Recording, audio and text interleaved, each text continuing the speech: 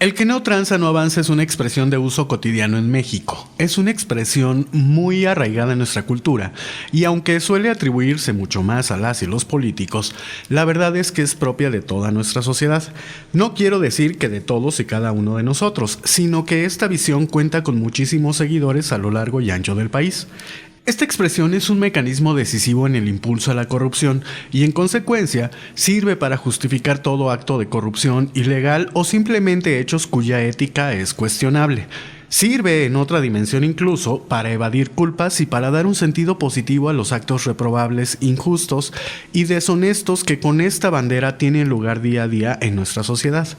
Lo contradictorio es que si preguntamos a cualquier persona su opinión sobre esta expresión y los hechos que lleva implícitos, una mayoría aplastante dirá que está mal hacerlo, decirlo y vivir así, pero esa mayoría lo juzgará de esta manera porque es lo políticamente correcto. De otro modo, sería como aceptar que se es un tranza consagrado. En este sentido, en México empleamos la palabra tranza para definir a embusteros, deshonestos o personas que no son de fiar.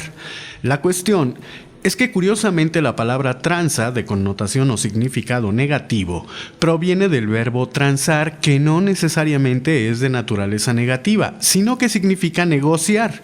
De ahí que usemos términos como transacción para definir intercambios mercantiles y o comerciales.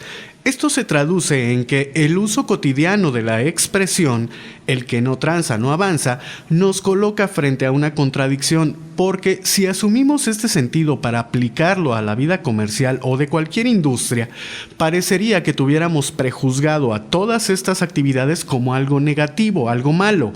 Esto es, sería como decir que toda actividad comercial o industrial es deshonesta. Y claro que habrá los casos que así lo confirmen, pero en general tenemos por bien visto las actividades comerciales. De otra forma, ya se habría derrumbado el capitalismo, porque las mismas marcas necesitan de un soporte para mantener su prestigio social y seguir vendiendo sus servicios y productos. Pero entonces, ¿por qué en México tenemos esta dualidad en los significados para esta palabra? Porque transar es a la vez algo terrible o algo aplaudible según la forma y el contexto en el que se diga. Creo yo que esto sucede por un accidente o por una consecuencia colateral no deseada cuando México se modernizó.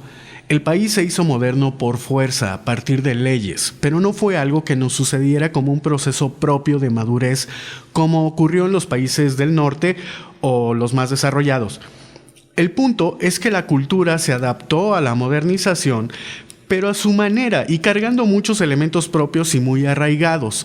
Lo que quiero decir es que no nos hicimos modernos culturalmente hablando, sino institucionalmente hablando.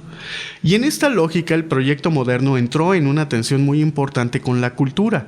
El que no tranza no avanza significa que las leyes son tan rígidas que nos limitan para generar nuestro desarrollo por la buena, por la vía legal.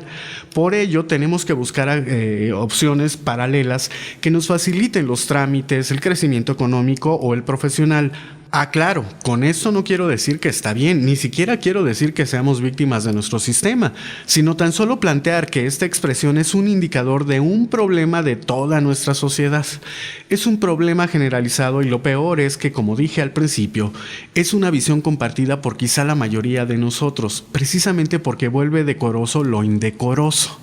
La modernidad nos enseñó que para vivir en esta sociedad debíamos lograr los objetivos sociales impuestos. El punto es que como no estábamos preparados para ello, como teníamos limitados los medios para conseguir los fines, pues nos dimos a la tarea de buscar los medios sin importar si eran legales, honestos o mínimamente éticos, y de ello hicimos toda una tradición. Y ya para terminar, se me ocurre un ejemplo muy local, pero que puede suceder en otros estados y ciudades de la misma manera o al menos de modo similar. En Aguascalientes, las reglas para el servicio de taxis presentan diferentes limitantes para los propios taxistas como para los usuarios. En este sentido, lo que hacen algunos taxistas, no digo que todos, pero un sector de ellos, es cobrar un extra a los usuarios por romper una regla. Esto significa que le cobran una mordida al usuario porque, a decir de estos personajes, es decir, los taxistas, es por si los paran y los infraccionan.